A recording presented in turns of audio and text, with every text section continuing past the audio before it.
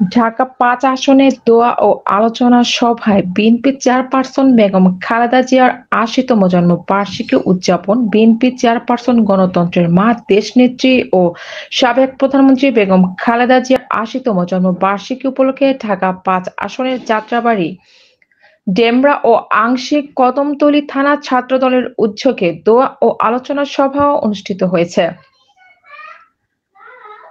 অনুষ্ঠানে প্রধান অতিথি হিসেবে উপস্থিত ছিলেন ঢাকা-৫ আসনের মাটি ও মানুষের নেতা আলহাজ নবী উল্লাহ নবী।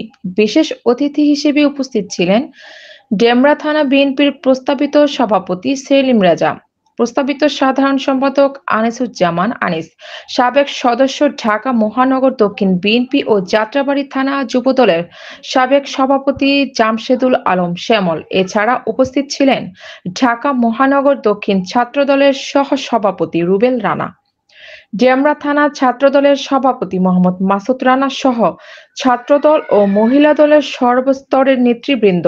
দোয়া মাহফিলে বেগম খালেদা জিয়ার সুস্থতা ও দীর্ঘায়ু কামনা করা হয় এবং গণতন্ত্র পুনরুদ্ধারে দলের নেতাকর্মীদের ঐক্যবদ্ধ থাকার অঙ্গীকার ব্যক্ত করা হয়। বিএনপি চেয়ারপারসন বেগম খালেদা জিয়ার ৮০তম জন্মবার্ষিকী উপলক্ষে ঢাকা-৫ আসনে ছাত্রদলের উদ্যোগে আয়োজিত দোয়া ও আলোচনা সভায় দলের সিনিয়র নেতৃবৃন্দ উপস্থিত থেকে তার সুস্থতা কামনা করেন।